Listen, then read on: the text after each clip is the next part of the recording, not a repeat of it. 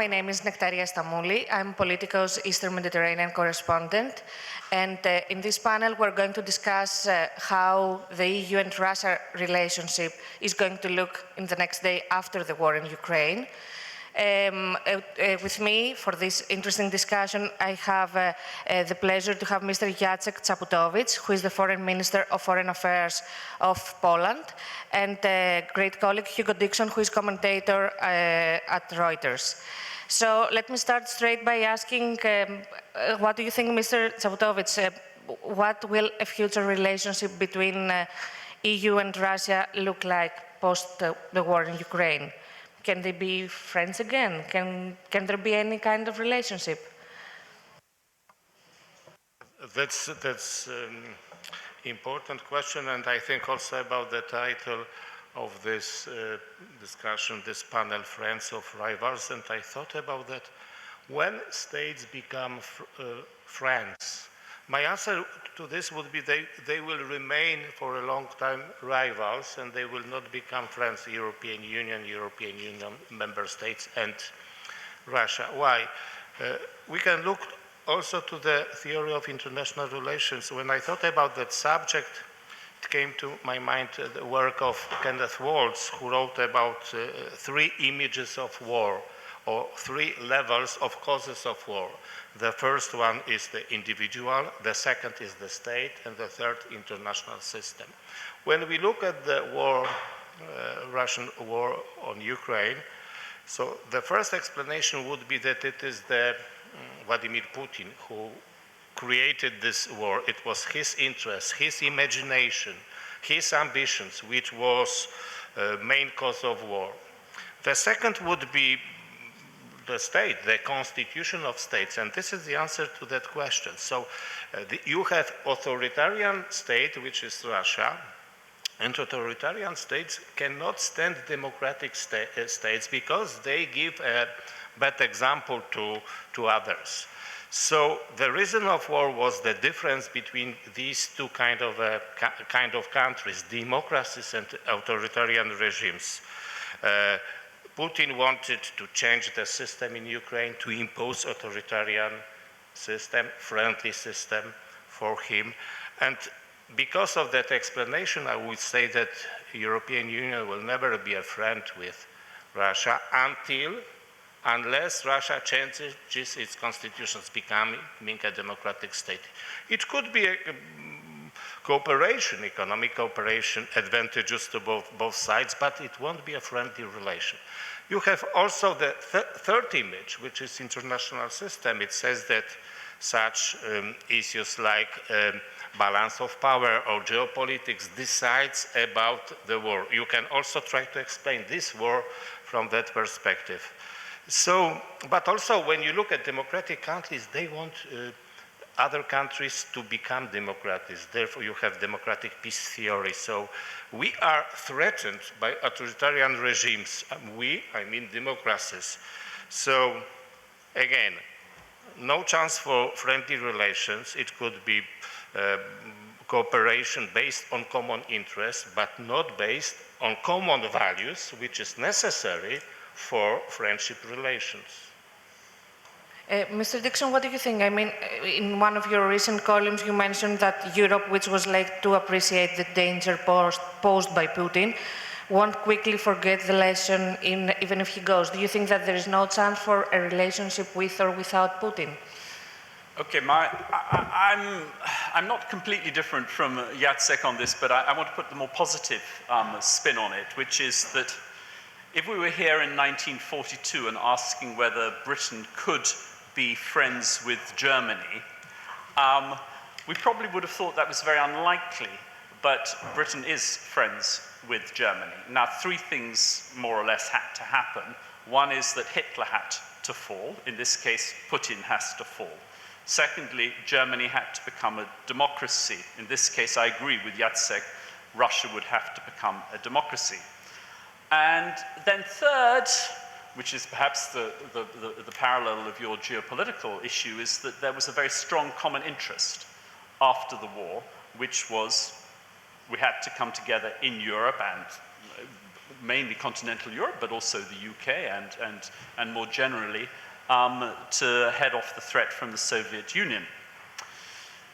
Could China play a similar role in the future? It's not obvious that it's in Russia's long-term interests to be China's vassal state. Now, if we talk about vassal states, which Macron has put on the table, this is the real vassal state, which is now in the process of creation. So I would say if those things change, and they're not going to change quickly, I mean, this is not like 1942, it's not going to change it's very unlikely to change. I mean, everything is possible, you know. Total collapse of the Russian army, Putin goes, and you don't have another authoritarian leader, you have someone like a Navalny, blah, blah, blah. These things are possible, but they are not very likely in the short term, but we should not ignore the possibility of this as a scenario in the medium term. And if there is a possibility of it, it's certainly massively in our interests to work on that and to make that happen. Not in a naive way, but as something that is fundamentally in our interests. What about, Mr. Czaputowicz, what about Europe's security architecture? How should Europe view this in regards to Russia after the war? I think it is, again, very important problem, because I perceive European elites, particularly in Germany, in France, seeing Russia as an indispensable element of European security system. It is deeply rooted in their political tradition. It comes from 19th century concept of Europe, that Russia always played a role, and it is acknowledged that it should play that role. But I think the way of thinking have to be changed. We cannot accept Russia as one of pillars of European security system until it changes its behavior. It must follow international rules. I observed the process of change in Germany within the political elites, and more, so to say, pro-Ukrainian policy and acceptance of European values in terms of international relations.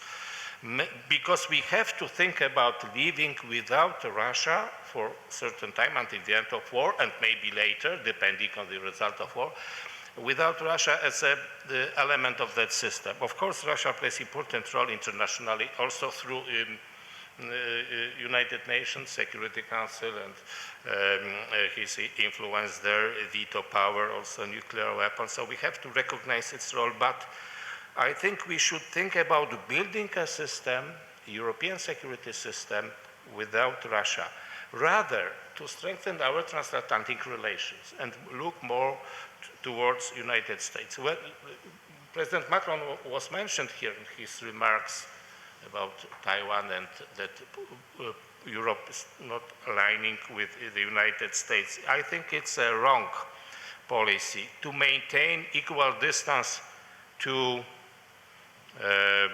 United States and Russia and China. No, transatlantic relations are based on values, there are common interests, and for Central Europeans, it's obvious. So, yeah, we have to think about European security system based on NATO, on transatlantic relations, but without Russia as a partner. Mr. Dixon, what do you think about that, about security architecture, and what do you think about Macron's comment that the EU shouldn't be a follower to US foreign policy? I mean, there's two big questions. Perhaps we should take them separately. I mean, obviously everything's linked, but look, it so much depends on what happens with Russia. My base case is that we're going to be in a standoff, a military standoff with Russia for the medium term, for quite some time. So although I talked about the upside potential, the base case is completely different. And therefore, we do need to strengthen European defense. And I agree with Jacek that this is strengthening the European pillar of NATO, not disengaging from the US. But the European pillar of NATO also includes not just EU countries, it critically includes the UK. Even though we left the EU, which was a disastrous mistake, we're still part of the European, a very important part of the European security architecture. If you look at which two countries in Europe have supported Ukraine most, it's been Poland and the UK. In practical terms. And so what we need to do is we need to increase our strength, and this doesn't just mean in security terms, it also means in foreign policy terms, because there's only so much that you can achieve by defense cooperation if you don't first of all agree on what your foreign policy is. So that has to be the priority, and of course we have to keep America engaged in Europe, while at the same time, I think, recognizing that as soon as the hot phase of this conflict is over, America will wish to turn its attention back to the Asia Pacific. But we still need to keep it engaged. So you don't think Mr. Macron's comments were completely off, if I understand? I think that Macron's comments were, I've said in writing, I've said that they were unwise. I would go further and say that they were foolish. I think it was foolish to describe Europe as vassals of America. And we can see what happened in Iraq, actually. If France really was a vassal state of the US, it would have gone into the Iraq conflict, but it didn't. And the UK did, Italy did, Spain did, but many of the others didn't. So it's foolish to say that we're vassal states. That said, there's a big question about what Europe should do, what its strategy should be towards China. And we shouldn't necessarily be going for a full-out hawkish confrontation with China. What about, Mr. Czaputowicz, what about the EU's role, first of all, in facilitating an end in the war in Ukraine, and secondly, the next day, the reconstruction? What should Europe's role be, and how should it move? Yes, everybody waits for the end of the war. It may last longer than we wish, but let me refer also to the discussion relating to the President Macron. For us, it was very disappointing that after more than a year of war in Ukraine, there is such a statement made. When we look at the causes of this conflict, I think one of the reasons was bad policy of the European Union, particularly the so-called Normandy format established by France, Germany, Russia, and Ukraine to deal with this conflict. The aim was just to bring peace, to negotiate between these two countries. And it was a mistake. Sometimes I use the term, borrowing term, or rephrasing the famous words of Lord Ismay, the first Secretary General of NATO. Referring to Normandy format, I would say that this format was established to keep Russians in, Americans out, and Ukrainians down. Okay? And when I listen to President Macron's comment on transatlantic relations, on vassal status of European Union, I see that it is a continuation of that thinking.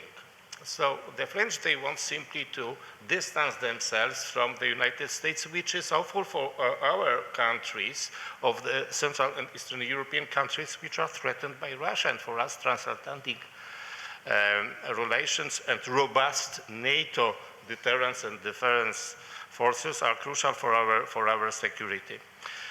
So this is a continuation, and it is negative, so to say, reading of that situation, the statement, because it shows that geopolitical thinking is very deeply rooted in the elites. It's difficult to change.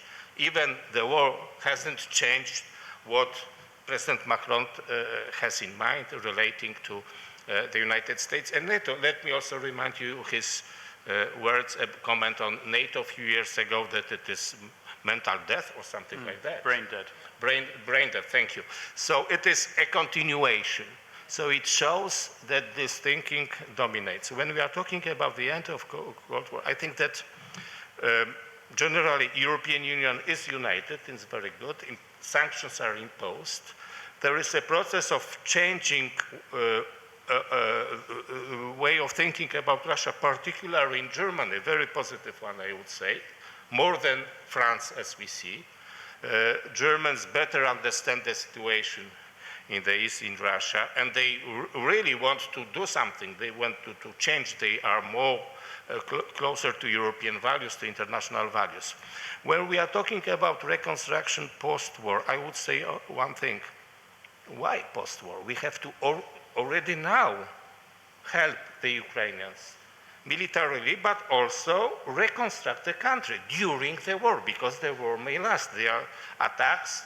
They have to rebuild this building. They have to rescue civic situation. We read about that yesterday. So economic engagement is necessary now. We should not wait until the end of war, because it may last and last. It could be a pretext not to be engaged in Ukraine. One more question. I mean, obviously, Poland's support to Ukraine has been unwavering. Do you think that, because you mentioned Macron a lot, do you think that the EU is doing enough? Do you think that it should be doing more? I think that they are doing quite well.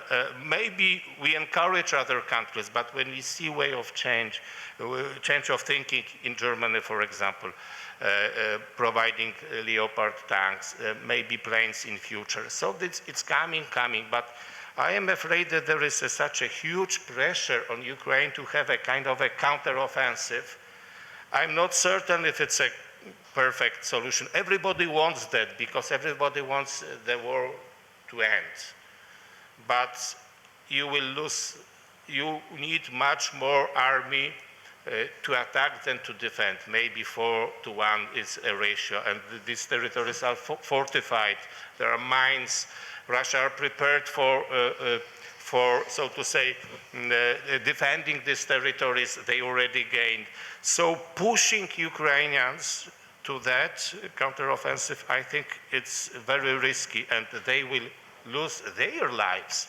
It's very difficult for Ukraine. So I would rather recommend strategic patience, if I may use this word. So just wait, and support Ukraine and impose sanctions on Russia, mobilize international community, also other countries like China, wants to play a role. There was an important talk between presidents of China and Ukraine, India, and so on, because don't be in a hurry. Mr. Dixon, what should be the strategic goal of the West in relation to Ukraine? I mean, I think the most important thing is that that there is ultimately a just peace. Okay, this I think is not possible while Putin is still in the Kremlin. So in the sort of more short term, the goal has to be to support Ukraine to seize as much territory as it can, and then get to some sort of defensible stalemate where it can threaten Russian-held territory as much as the Russians can threaten it.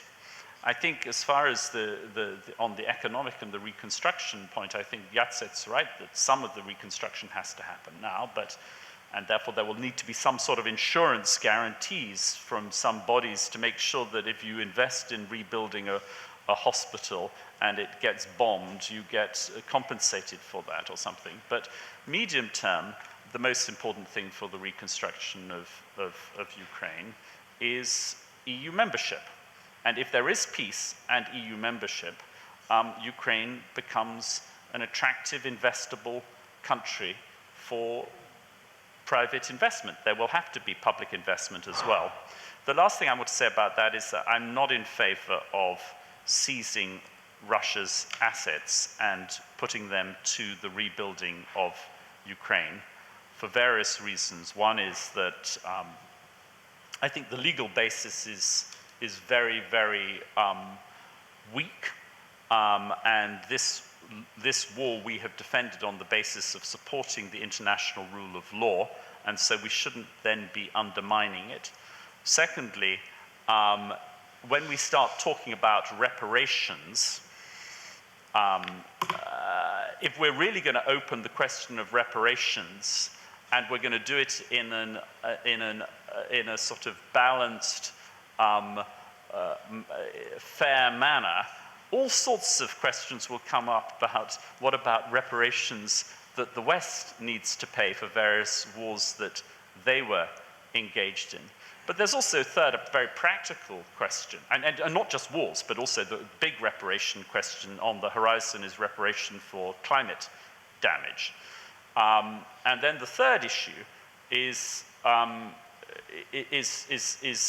actually these $300 billion that we've seized could be, at some point, a useful bargaining chip in some peace deal with Russia.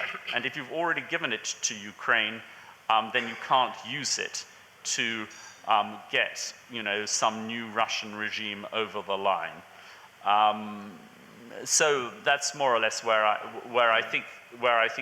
that's how I think we should play Ukraine. Mr. Czaputowicz, what do you think? Mr. Dixon raised many issues, as the assets, the EU membership for Ukraine straight, that it could happen straight ahead, and the reparations. What's your view on those proposals? But I remember from Hugo's sentence one I would like to repeat. If there is peace, everything is solved, Jana, because we have to concentrate on current situation. If there is peace on Ukrainian conditions, would be great. If there is peace on Russian conditions, would be awful. And first of all, this situation must be resolved, and we have to look how we can support Ukraine in future in this conflict. All these issues you just raised, seizing assets and reparations, and also also international tribunal for atrocities, war crimes. These are issues discussed in the international community. I think they are good, they are useful, they are showing determined, the international community is determined to pursue international law solutions.